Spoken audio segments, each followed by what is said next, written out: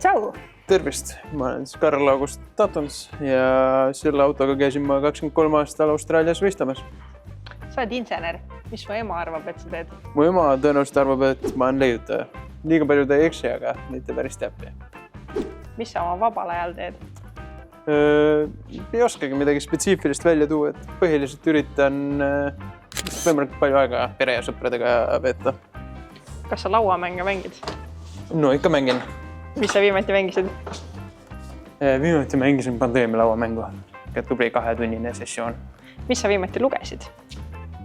Hüdraulika liitmike standardit. Keda sotsiaalmeedias jälgima peaks? Sotsiaalmeediat ei pea jälgima, aga mulle endale meeldib jälgida Smart Everyday'd näiteks ja Real Engineeringut. Kelleks väike Karl August saada tahtis? Ma tahtsin üldse väiksena kokaks saada tegelikult. Et ma arvan, et mulle lihtsalt meeldis idee sellest, et sa paned erinevaid asju kokku ja saad midagi uut sellest teha. Aga siis ma avastasin, et seda saab ka teistes valdkondades teha, näiteks mehaanika. Mis sa peale põhikooli tegid?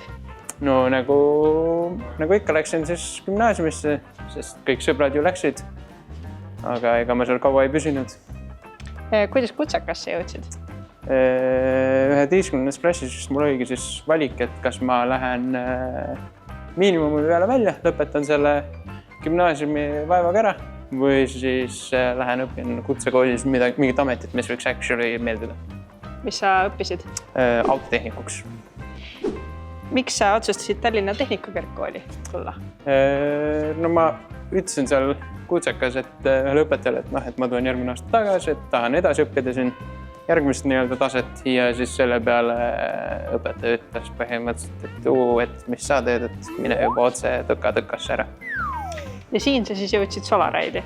Ma jõudsin tegelikult tudengivormelini, et ma tegin paar hooaega tudengivormelit ja siis teise hooaja jooksul siis ma olen juba otsustanud, et ma enam tudengivormelis ei jätka ja siis kirjutatigi, et me hakkame siin Eestis esimest päikseautot ehitama, et kas tahad aidata. Praegu õpid TalTechis? Nüüd ma õpin TalTechis. Mis sa õpid?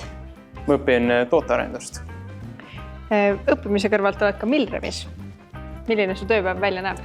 Nagu inseneri tööpäev ikka, et mul on probleemid ees ja ma pean neid kuidagi lahendama. Kas sa oled rahvusvahelist koostööd ka saanud teha? Jah, et ikka, et inseneer on nii suur ja lai valdkond, et kõik ettevõtted ei mahugi ühte riiki tegutsema, et inseneerias sul on täiesti paratamatu, et sa pead rahvusvaheliselt toimetama. Kui ma valin inseneeriahariduse, siis mis minust edasi saab? No ideaalis võiks sinust insener saada, aga võib-olla esmaselt oleks vaja välja valida, kas tahad tegeleda elektroonika, mehaanika või tarkvaraga. Ja kui selle suuna oled juba paika saanud, siis on karjääriteed võrdlemisi avatud. Mis sinust edasi saab? Või seda ma ei tea. Põhiline, et 50 aasta pärast oleks hea meenutada, et tegin ikkagi midagi lahedat. Aga siin tulevad nüüd tunnid peale, nii et tšauke siis praegu.